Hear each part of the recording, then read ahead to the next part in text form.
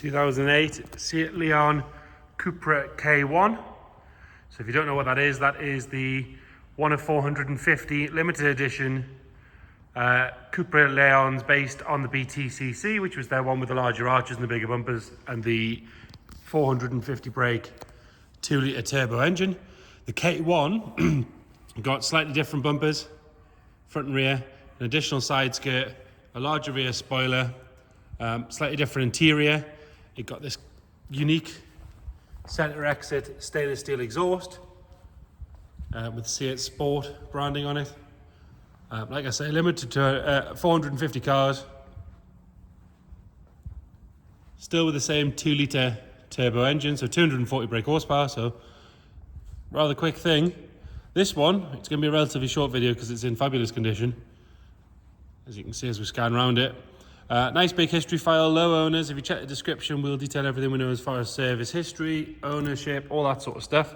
But if we start by having a look at the bodywork, if we look down this driver's side, you can see it's lovely and straight all the way down there. Those body lines are nice and sharp. It's not ripply or full of filler or anything like that. No marks to note on the front corner of the bumper. We'll get to the rest of it as we come around. And the same story on that front driver's wing. Lovely and clean and tidy all the way around. No sign of any marks down there. And you would think you'd get a whole pile of stone chips down here and coming up this side, which would cause some rust. But as you can see, that one's like brand new. The wheels finished in that lovely gloss black, which I believe is correct for the K1. Really nice condition. No signs of any marking on those. Really very, very good, as are the calipers, and the discs look great as well. Coming up this side, you've got quite a big A-pillar on these cars, and this one is completely free of stone chips, lovely and tidy all the way down there. Quite often on these Leons, this sort of plastic section can get quite faded and cracked. As you can see, this one is all very nice. Bottom of the windscreen's good, there's no delamination there. Same story up the top. There's no sign of any stone chips on the leading edge where the roof meets the windscreen.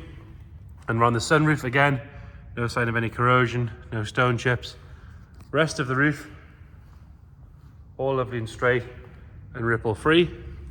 Glass on this side, got darker glass on the rear, and there's a slight, what looks to be a slight factory tint on the fronts, but all nice and clean and clear, especially down this area. Normally you can get a bit of delamination in the corners here, but this is all good. Continuing our way down this side, driver's mirror unmarked. Those side skirts, you see quite a few of these pictures without the jacking point covers, which would be a real pain. That would really annoy me, but as you can see, this one's complete and in nice condition. No marks to note on the driver's door or the rear driver's side door. They do have this lovely hidden door handle on the second gen Leon, really nice touch.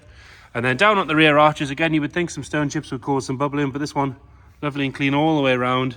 No sign of any corrosion coming through. Another very good wheel and tyre. And then we can have another look up this side from here. You can see lovely and straight, no ripples or dents. Round on the back, tail lights are bright and clear. You've got that Seat Sport centre exit exhaust, which really looks the part. Nice and straight, nice and clean.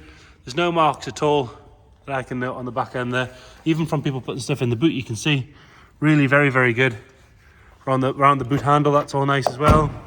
Rear screen, again nice and tidy all the way along. It's obviously been very, very well cared for. And then the K1, like I said, got this larger rear spoiler. Again, no marks or anything on that. Coming round on the passenger side, we'll have a look up this side. Again, you can see that body line, lovely and sharp all the way up. It's not full of ripples or filler.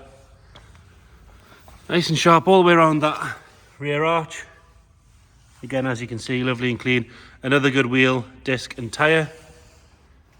Have another look at the roof from this angle. No stone chips or anything to note on this side of the A-pillar or on this side. If we're going to be really, really picky, I don't even think you can see it on the camera. Tiny little stone chip has been touched in there. Lovely and clear on the glass. No scrapes or scratches, especially with it being slightly tinted as well. You don't want it scratched into the tint. But as you can see, that's all good. Coming up this side again, we've got the jacking point in place. The sill's nice and tidy. No real marks to note on the rear door or on the front passenger door. Again, it's Nice and bright in here. White car, really easy to see, but you can't see anything at all there.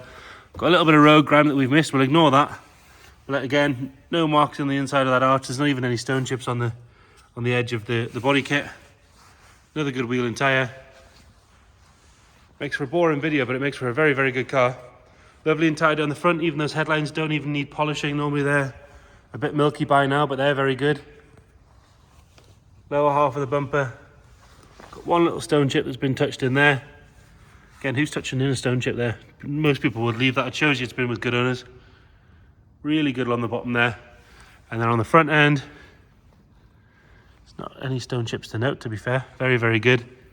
Even the grille, all very, very good. And the bonnet itself, lovely and straight. So arguably the cleanest K1 you're going to find, bodyweight wise, very, very good. Moving on to the interior. And it's much the same story. All nice and tidy on that door card. Door shuts are all very, very good. All the plastics that normally get kicked and scraped, they're nice and tidy. The heel plate in the carpet is lovely, as are the pedals. Being the K1, you've got the larger sports seats with the bigger bolsters. Tiny little bit of wear, which you can't even see on the camera. Tiny little bit of wear there on the bolster. The other side is all perfect, all very, very good. And again, a tiny little bit of wear on the top of the steering wheel in the leather. Exactly what I expect for a 98,000 mile car. Really very, very good. Center console, all nice and tidy. And again, a tiny little bit of wear on the gear stick, but I am being really picky with that. Really, really picky. Into the back. All nice and tidy on that door card and in that door shut. Headlining, it's that nice dark anthracite headlining. All nice and clean. Backs of the seats have got a hard backed seat. Which again has no scrapes or scuffs. It's not been kicked or abused. Rear bench looks very good as well. There's no funny smells in there. No sign of any moisture or anything like that. Into the boot, parcel shelves all intact. It's not faded. All carpet in here is very good. Even this is not stretched out. Have a look under there. You've got your spare wheel and your toolkit, which looks to be mostly complete. Rear passenger side.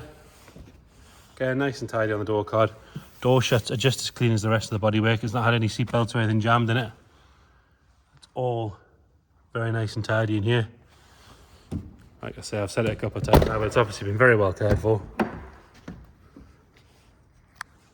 Yeah, if I want to be really, really picky, the Cupra sticker that's on there, the bottom of the C's come off, so it's making it a Cupra. Glad we finally found something to whinge about. Passenger seat, really very, very good. Bolsters have worn up very, very well. Lovely and firm. No creasing in any of the cloths. And this side of the dash, all good. Have a look in the engine bay. So 2 litre, 240 horsepower turbo. Get that propped up. This one was driven to us.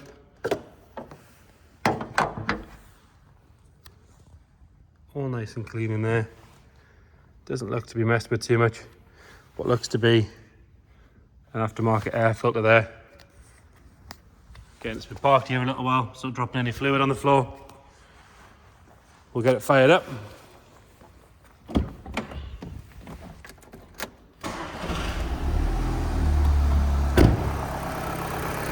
Fires up on the button. Ticking over nice and happily. We'll have a look around the back, check there's nothing nasty coming out of there. All good around the back. Like I say, it was driven to us. We've got a good chunk of service history as well, so we'll detail in the description what we've got in the way of service history, any other bills, what we know about ownership, that sort of stuff. But overall, a very, very clean example of a rare and quite sought after hot hatch. Any questions at all, please get in touch. Thank you.